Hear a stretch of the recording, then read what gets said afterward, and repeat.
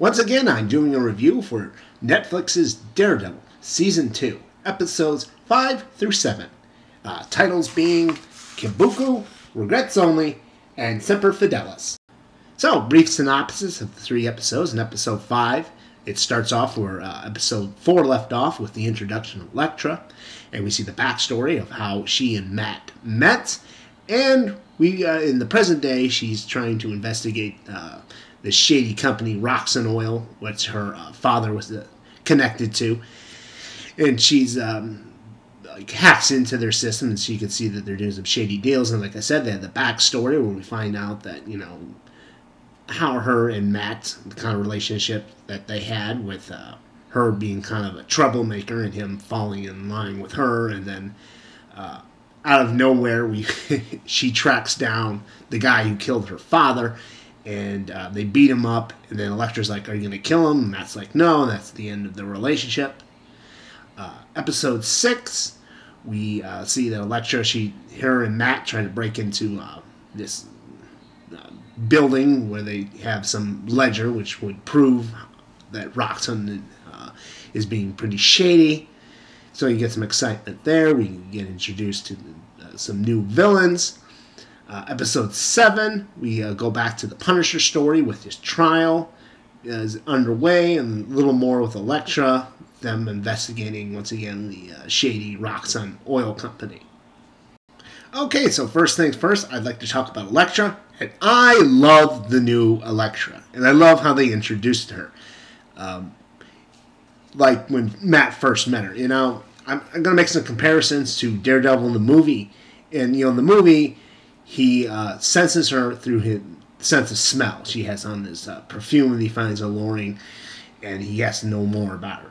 So instead of going that route, in this route, they went with sound, where she was like clacking her bracelets, slurping her martini, and this all, he fixated on it with his ears, and that's basically how he met her.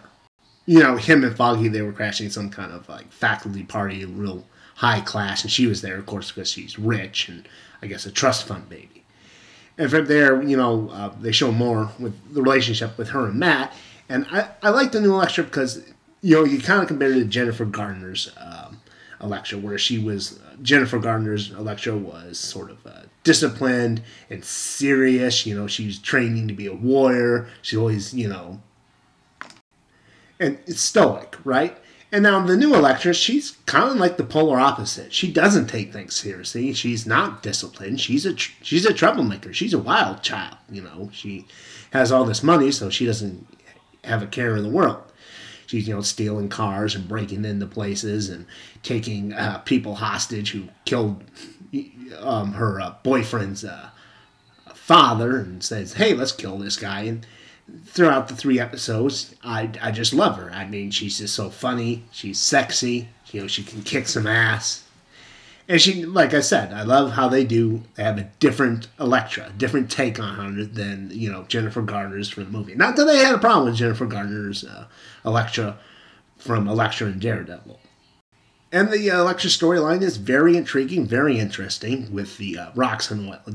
Although it's not like all of Roxxon Oil, it's just like the Japanese arm of it, and she thinks they're Yakuza, but we find out maybe they're not. We think they're the Hand from the comics. And the leader of it, I don't know his name, but I thought he was pretty cool. Basically Daredevil and Elektra, they break into his building.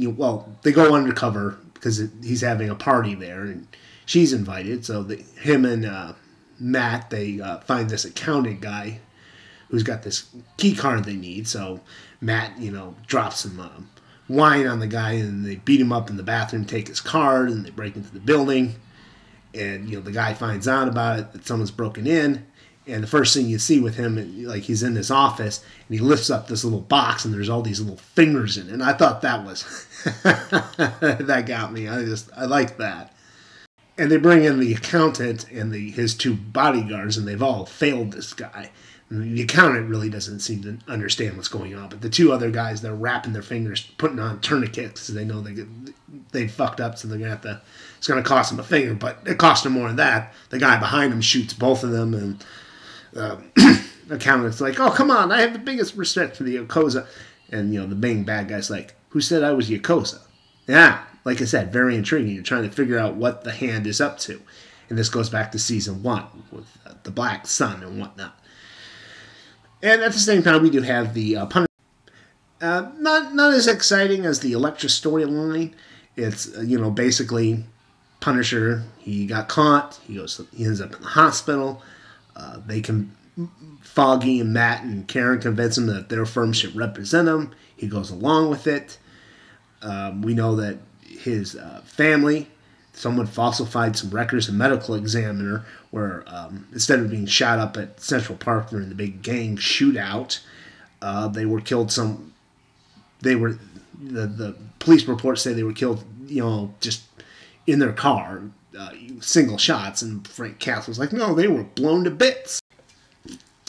And it didn't get exciting until episode 7, when they actually bring on the medical examiner, and he starts confessing. He's like, I gotta get this on record, but I don't want to tell everyone. So they kick out the jury, they kick out the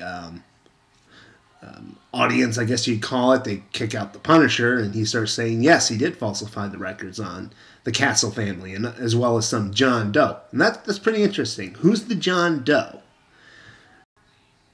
And, why is there a cover-up? Well, why is it that they just say the Castle family got wiped out in this mob hit, where you had the 3 gangs, the bikers, the Japanese, the Mexican cartel, and the Irish. They all got into a shootout.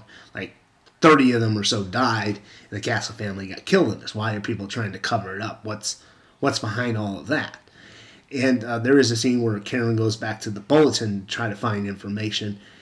We see Ellis from season 1. He's helping her out, and he said, yeah, he gives her this paper where they talk about the massacre. He said it took him a week to get it into the papers, which I thought was kind of silly. I mean, if he had found out where 30 gangsters killed one another, some kind of shootout, that would make front page news. The moment people had heard about it, it'd be on CNN and everything. But he was saying, oh no, civilians got hurt, but no one cared. And like, no, 30 people killed in a day in Central Park. I think that would have made it. But I guess we'll have to see the next episodes to find out. Like I said, I've liked episodes 5 through 7. They switched over to the Elektra story, and I kind of wonder if that's going to intertwine with the Punisher story. I know that she was the one that threatened the medical examiner, so that way they're kind of already entwined, but I'm wondering if at some point if it's going to be Punisher, Daredevil, and Elektra, they're going to take down the Hand. And we'll have to see how that plays out. And we'll see how that plays out after I've done my reviews for episodes 8 through 10.